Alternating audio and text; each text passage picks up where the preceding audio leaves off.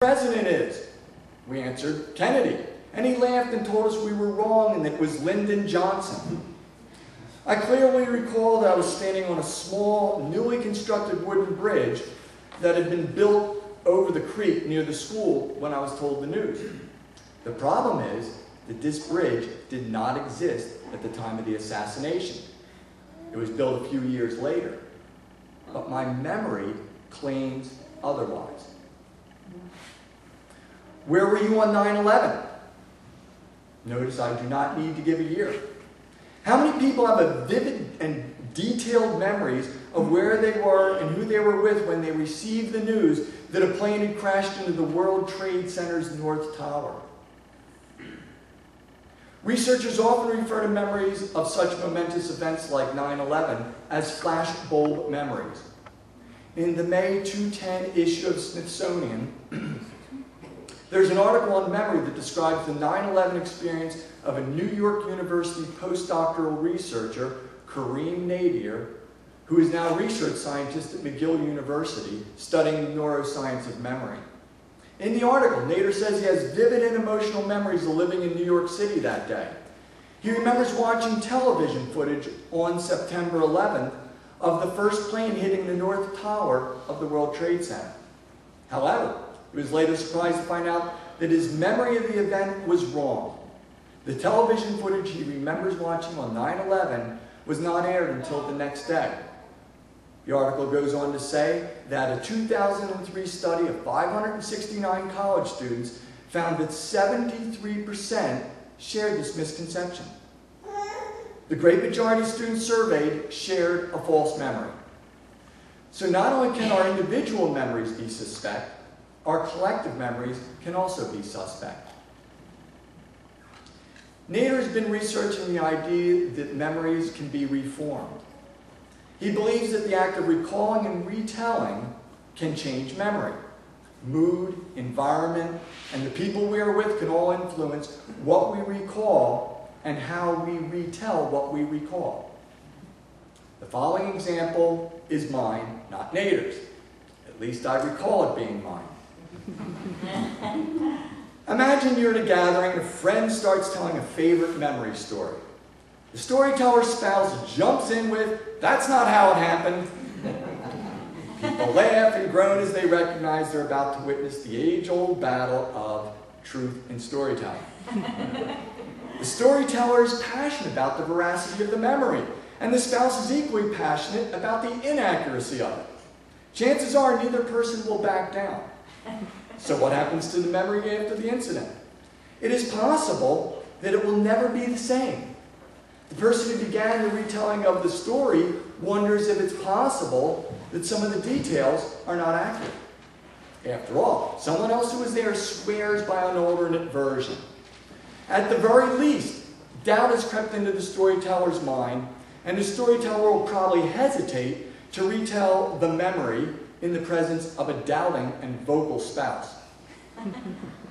It is also possible that over time the memory will morph into a different but somehow equally believable version, or that the two memories will exist simultaneously with one overlaying over the other. Guess which memory will be the accurate one? Apparently, our brains are comfortable with rewiring memory.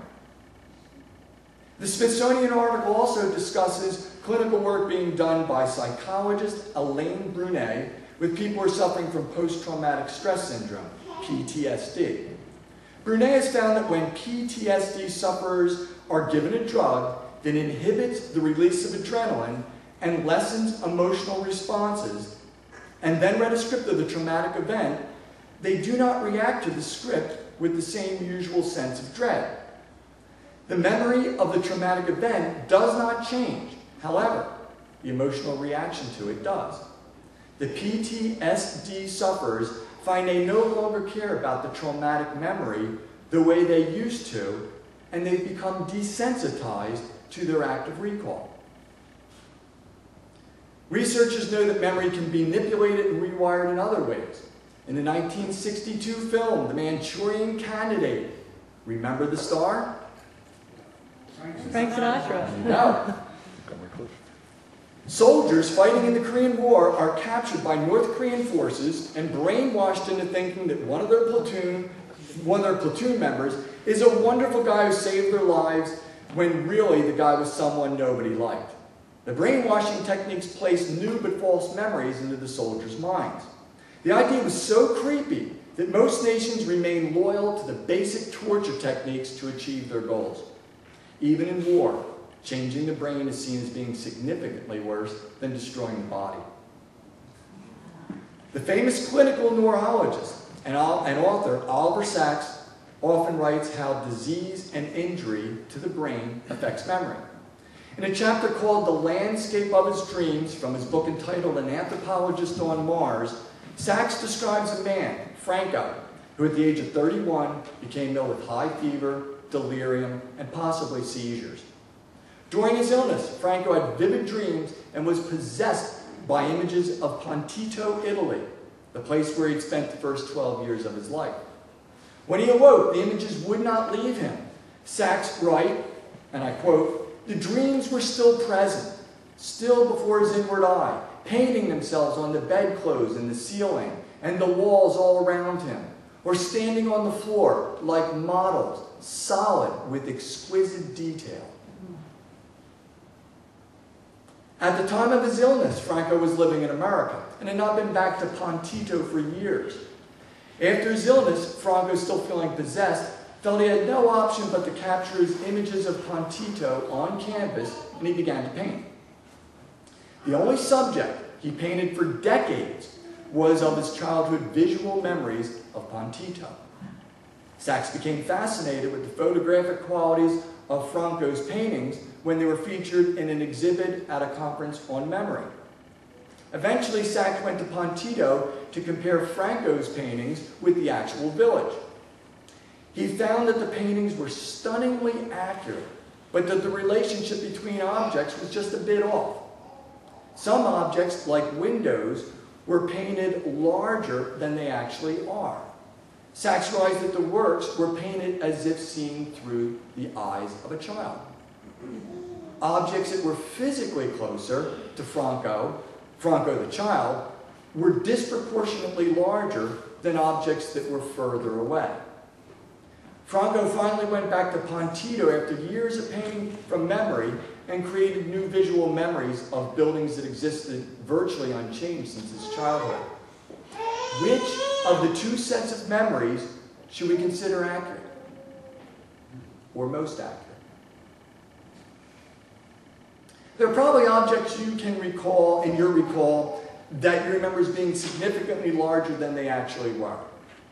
For years, I recalled a coat closet in the house where I grew up. When I recall it, my memory was of a space where I could stretch out comfortably and spend time. When I was in my 30s visiting my parents, I decided to check that space out.